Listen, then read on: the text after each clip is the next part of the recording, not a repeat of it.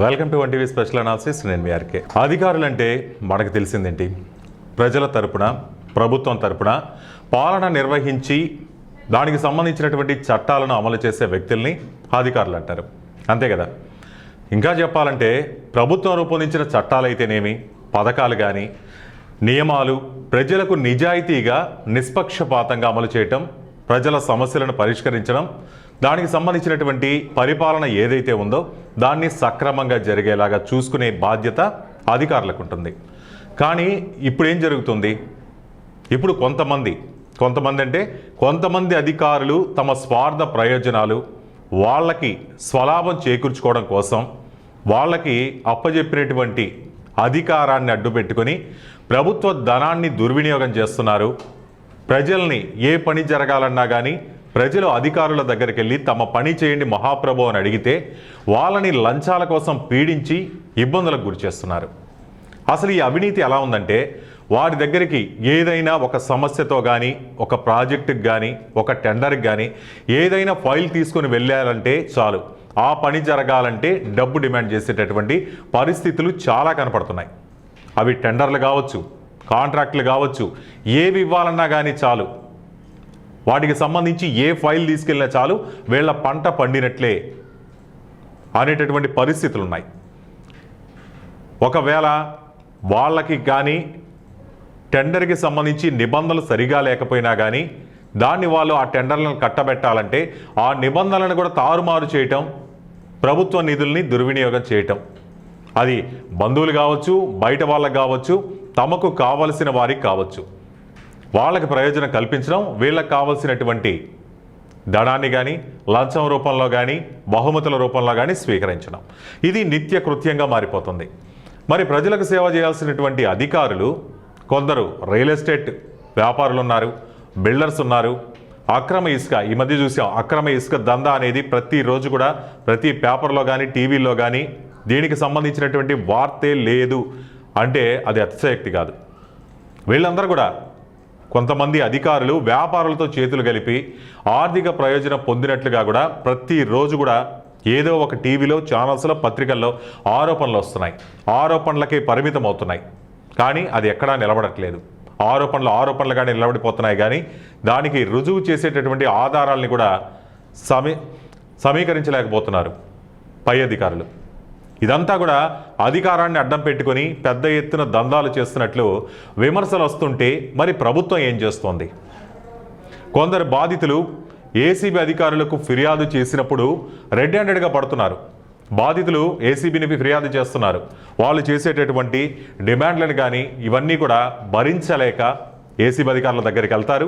వెళ్ళిన తర్వాత ఏసీబీ అధికారుల్లో కొంతమంది వెళ్ళి రెడ్ హ్యాండెడ్గా వాళ్ళని పట్టుకుంటున్నారు. కానీ ఇక్కడ ఇంకోటి కూడా మాట్లాడుకోవాలి. బాధితులు ఇలా ఫిర్యాదు చేసినా, పకడ్బందీగా వాళ్ళని పట్టుకునే ప్రయత్నం చేసినా కానీ సదరు అధికారులకు ముందుగానే తెలిసిపోతుంది, అప్రమత్తం అయిపోతున్నారు, తప్పించుకుంటున్నారు అనేటటువంటి విమర్శలు కూడా ఉన్నాయి. అంటే వాళ్ళ డిపార్ట్మెంట్లో, అంటే ఎవరైతే ఇటువంటి అక్రమాలకి అవినీతికి పాల్పడుతున్నారో వాళ్ళని పట్టుకోవాల్సినటువంటి అధికారుల్లో కూడా ఎటువంటి, అంటే వాళ్ళకి సాయం చేసేటటువంటి అధికారులు కూడా లేకపోలేదు. అంటే ఇక్కడ కూడా అధికారుల మధ్య కూడా మంచి అండర్స్టాండింగ్ ఏర్పడుతోంది. ఇక ప్రజలకు కానీ ఏదో మధ్యతరగతి టెండర్స్ వేస్తుంటారు, వాళ్ళకి కానీ ఇంక న్యాయం ఎక్కడ జరుగుతుంది? వాళ్ళ దాకా టెండర్లు ఎక్కడ వెళ్తాయి? సరే, ఇదంతా కూడా ఈ అవినీతి రామాయణం అంతా ఇప్పుడు ఎందుకు మాట్లాడుకోవాల్సి వస్తుందంటే, ఇప్పుడు తెలంగాణలో కూడా ఇలాంటి అవినీతి ఆరోపణలు అనేవి చాలా ఎక్కువ పెరిగాయి. ఇది ఎక్కడంటే పై స్థాయి అధికారులను కూడా దాటి సీఎం దృష్టికి వెళ్ళింది. ఎందుకంటే అధికారుల దగ్గర న్యాయం జరగనప్పుడు అది ఒక లీడర్ దగ్గరికి, సీఎం దగ్గరికి వెళ్ళింది. అంటే సీఎం వరకు వెళ్ళిందంటే అవినీతి ఎంత పెచ్చుమీరిందో మనం గమనించవచ్చు. అందులో ముఖ్యంగా ఎవరున్నారంటే చిన్న చితక అధికారులు కానీ ఉద్యోగులు కానీ కాదు, ఐఏఎస్ అధికారుల చిట్టా కూడా సీఎం చేతికి వెళ్ళింది. దీనిపై ఈరోజు జరుగుతోంది సెక్రటేరియట్లో ఒక కాన్ఫరెన్స్ కూడా ప్లాన్ చేశారు సీఎం రేవంత్ రెడ్డి. ఈ కాన్ఫరెన్స్లో సీఎం పెద్ద ఎత్తున క్లాస్ తీసుకొని కౌన్సిలింగ్ ఇచ్చే అవకాశం ఉన్నట్టు సెక్రటేరియట్ వర్గాల్లో చర్చ జరుగుతోంది. అసలు సీఎం చేతికి వచ్చిన ఫిర్యాదుల్లో ఎక్కువ శాతం ఐఏఎస్లు, వీళ్ళు క్షేత్రస్థాయిలో తమ అధికారాన్ని ఉపయోగించుకొని పెద్ద ఎత్తున అవినీతికి పాల్పడుతున్నారు, అక్రమాలకు పాల్పడుతున్నారు అనేటటువంటి ఆధారాలతో సహా సీఎం దృష్టికి వెళ్ళిందంటే ఐఏఎస్ స్థాయిలో కూడా ఈ అవినీతి ఎంత ఎక్కువగా జరుగుతోంది అనేటటువంటిది సీఎంకి సవివరంగా ఒక నివేదిక అనేది వెళ్ళింది. ఇందులో ఎక్కువ భాగం రియల్ ఎస్టేట్కి సంబంధించిన వ్యాపారాలు, బిల్డర్స్తో కుమ్మక్కై వాటాలు తీసుకున్నట్టు ఆరోపణలతో ఆ నివేదికలు వెళ్ళాయి. కొన్ని జిల్లాల్లో అయితే ఇసుక అక్రమాలకు పాల్పడే ముఠాలతో చేతులు కలిపి మరీ భారీ ఎత్తున ప్రయోజనం పొందినట్లు ఫిర్యాదులు వస్తుంటాయి. మనం వింటుంటాం కదా, కొందరు ఆఫీసర్లు తమ వద్దకు వచ్చే ప్రతి టేబుల్ దగ్గరికి వచ్చే ఫైల్స్కి ఒక్కో రేటు ఫిక్స్ చేసి మరీ వసూలు చేస్తున్నట్టు ఆరోపణలు ఉన్నాయి. అలాంటి ఆఫీసర్లను గుర్తించి ఇప్పటికే కొందరిని అక్కడి నుంచి బదిలీ కూడా చేశారు. కానీ బదిలీ చేసినా కానీ ఏదో సినిమాలు అంటుంటారు, పలానా చోటికి బదిలీ అయితే చేసేది ఇంకో ఉద్యోగం కాదు, అదే ఉద్యోగం చేస్తారని వాళ్ళ తీరు కూడా అదే విధంగా ఉంది. మరికొందరి కౌన్సిలింగ్ ఇచ్చి కొంత గడువు ఇచ్చే అవకాశం ఉన్నట్లు కూడా తెలుస్తోంది. కౌన్సిలింగ్ ఇచ్చి ఇంకో డౌట్ ఏంటంటే, కౌన్సిలింగ్ ఇవ్వడానికి ఇదేమైనా డ్రంక్ అండ్ డ్రైవ్ కేసు కాదు కదా. మత్తు దిగాక కౌన్సిలింగ్ ఇచ్చి వాళ్ళ పేరెంట్స్ని పిలిచి పెద్దవాళ్ళని పిలిచి మరోసారి తప్పు జరగకుండా చూడాలని వీళ్ళందరూ కూడా పెద్ద పెద్ద ఐఏఎస్ ఆఫీసర్లు 10 మందికి బాధ్యతాయుతంగా 10 మందికి ఆచరణగా ఉండాల్సినటువంటి అధికారులే ఈ విధంగా చేస్తే వాళ్ళకి ఇవ్వాల్సింది కౌన్సిలింగా లేదా చర్యలు తీసుకోవాలా? మరి చర్యలే తీసుకోకపోతే ఇంకా అదుపు ఏముంటుంది? గతంలో కొందరు అవినీతి ఆఫీసర్లపై కూడా చర్యలు తీసుకున్నారు. వారిలో కొంతమందిని మనం చూద్దాం. మహబూబాబాద్ జిల్లా కలెక్టర్పై కూడా చాలా ఫిర్యాదులు ఉన్నాయి. ఆయన అక్కడి నుంచి బదిలీ చేయడం జరిగింది. దాంతో స్థానికులు ఏకంగా టపాసులు కాల్చి మిఠాయిలు పంచుకొని సంబరాలు చేసుకున్నారంటే అక్కడి ప్రజలు ఎంత ఇబ్బంది పడి ఉంటారో ఆ కలెక్టర్ వల్ల కానీ, ఆ కలెక్టర్ తీరు వల్ల కానీ, ఆ కలెక్టర్ని చూసుకొని ఈ విధంగా లంచాలకు కానీ అవినీతికి కానీ పాల్పడి ఉంటారు. ప్రజల్ని ఎంత ఇబ్బంది పెట్టుంటారు అక్కడ అంతా సంబరాలు చేసుకున్నారంటే. ఇక ఉత్తర తెలంగాణలో చూద్దాం. ఉత్తర తెలంగాణలో ఒక జిల్లాకు చెందినటువంటి ఒక కలెక్టర్ ప్రతి పనికి ఒక రేటు ఫిక్స్ చేసి కింద స్థాయిలో అధికారులని నియమించుకున్నారట వసూలు చేసుకొని. ఈ ఆరోపణలు కూడా ఫిర్యాదులు వచ్చాయి. దీంతో ఆయన్ని దక్షిణ తెలంగాణకు చెందిన ఒక చిన్న జిల్లాకు బదిలీ చేశారు. అలాగే హెల్త్ డిపార్ట్మెంట్లో పనిచేస్తున్న ఒక అధికారి డబ్బులు ఇస్తే కానీ పనులు చేయను అనేటటువంటి కండిషన్ పెట్టారట. ఆయన్ని కూడా దక్షిణ తెలంగాణలో ఒక జిల్లాకు అడిషనల్ కలెక్టర్గా నియమించారు. ఒక కీలకమైన శాఖలో స్పెషల్ సెక్రటరీగా పనిచేస్తున్న ఒక ఐఏఎస్ పైసలు చేతికి అందిన తర్వాతే ఫైల్ క్లియర్ చేసేందుకు అలవాటు పడ్డారని ఆరోపణలు. దీంతో ఆయన్ని కూడా ట్రాన్స్ఫర్ చేసేందుకు సిద్ధమయ్యారు. సిద్ధమైతే దీనికి రాజకీయ నాయకులు కూడా వాళ్ళకి అడ్డు తగులుతున్నారు. ఆయన్ని ట్రాన్స్ఫర్ చేసేందుకు ఒక సీనియర్ నేత కూడా అడ్డుపడ్డారనే ప్రచారాలు ఉన్నాయి. ఈ విధంగా తప్పు చేసిన వాళ్ళని వెనకేసుకొచ్చి వాళ్ళపై చర్యలకు అడ్డుపడుతున్నటువంటి రాజకీయ నాయకులు కూడా ఉన్నారు. మరి ఏ విధంగా ఈ లంచాలు కానీ ఇవన్నీ కూడా అడ్డుకట్ట ఎక్కడి నుంచి పడుతుంది? చర్యలు తీసుకోవాలంటే అడ్డుపడతారు, వాళ్ళని బదిలీలు చేస్తే అడ్డుపడతారు. ప్రతి దానికి అడ్డుపడుతూ ఉంటే ప్రజలకి న్యాయం ఎక్కడ జరుగుతుంది?